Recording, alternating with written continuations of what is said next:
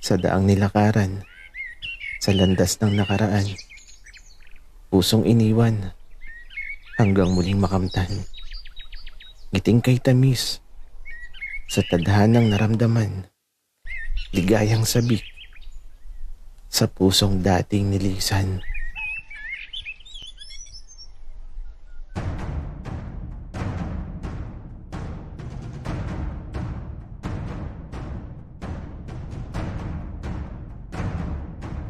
Kaibigan, huwag mong kalimutan mag-subscribe sa aming channel at huwag din kalimutan i-click ang notification bell at subscribe button. Subscribe na!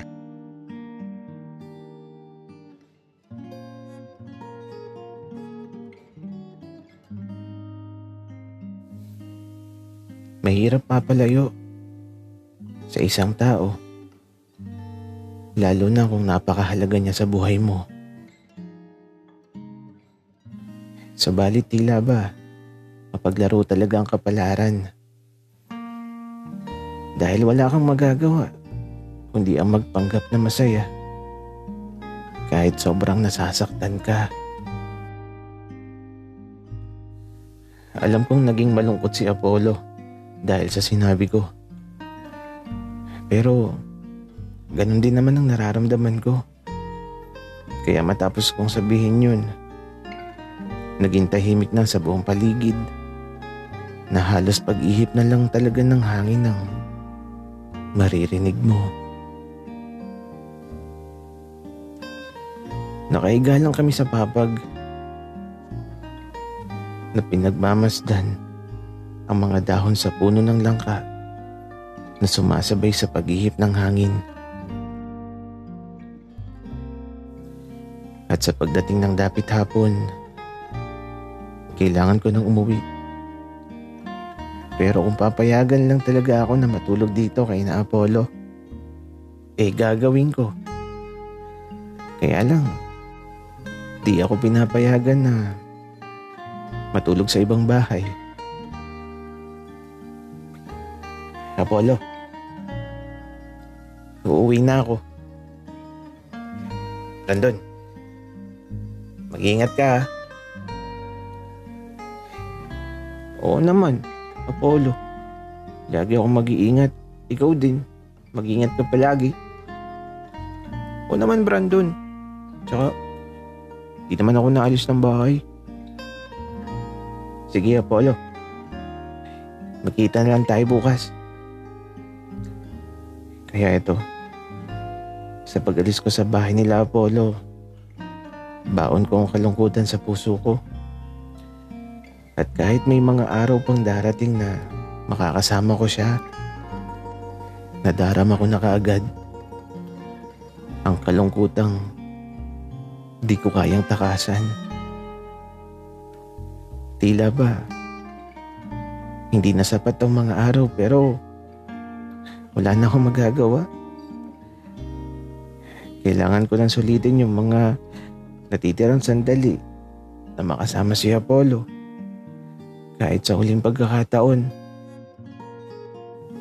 At kagaya ng ipinangako ko, eto, pagkagising ko pa lang sa umaga, dumidiretso na ako sa bahay nila Apollo. Naglalaro lang kami tapos kwentuhan. Tapos natutulog sa papag sa ilalim ng puno. Inuubos lang namin yung mga oras sa mga bagay na nagpapasaya sa amin. Subalit tila ba, napakabilis lumipas ng mga araw.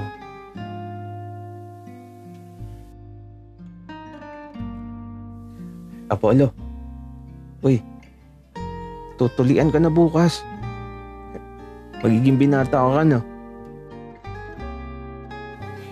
Brandon, dapat kasi sabay na tayo. Apollo, hindi nga pwede. Kasi aalis na kami sa linggo. Napakadaya mo talaga, Brandon. Hindi na nga tayo nagsabay magpatuli. Tapos, iiwanan mo pa ako sa linggo? Apollo, babalik naman ako. Pero, huwag kang mag-alala. pagbalik ko, tuli na ako. Brandon, kailan ka ba talaga babalik? Baka naman di ka na bumalik. Babalik ako, Apollo. Ano ka ba? Huwag kang mag-alala. Babalik ako kahit anong mangyari. Tsaka bukas, sasamahan kita. Okay, sige. Basta bukas Maga pa lang dapat andito ka na. Oo naman, Apollo. Maga pa lang andito na ako. Pero, uwi na pala ako. Takip silim na Magkita na lang ulit tayo bukas. Sige, Brandon. Bukas na lang Huwag kang dadating ng tanghali. Ay, nako si Apollo. Kaya ito, pagka uwi ko, nagapunan na kaagad ako. At diretso na tulog na. At nang magising ako, maaga pa lang eto. Nagtungo na ako kaagad kay na Apollo. May mga dala akong lollipop at mga candy para di kami mainip sa pupuntahan namin. At pagkarating ko, bagong ligo na si Apollo. Akala ko di ka na dadating. Kanina pa ako nakaligo Apollo, di pwedeng di ako dadating sa araw ng pagtutuli sa'yo. Tara na. Sige, Brandon, tara na. Tatawagin ko lang si tatay. Kaya ito, pagkatawag ni Apollo sa tatay niya, umalis na din kami kaagad at eto. Nagtungo kami sa bahay ng isang doktor. Pagkarating namin, madami akong nakita ng mga bata. Yung iba mga ka-eskwela ko. At tila ba magpapatuloy din sila. Apollo, kinakabahan ako. Brandon, ako ang tutulian hindi ikaw. Kasi Apollo, pakiramdam ko tutulian din ako. Ay nako, Brandon, bakit ba kasi bukas na yung alis mo? Hindi tuloy tayo sabay magpapatuli. Tsaka baka mamaya pagbalik mo supot ka pa din.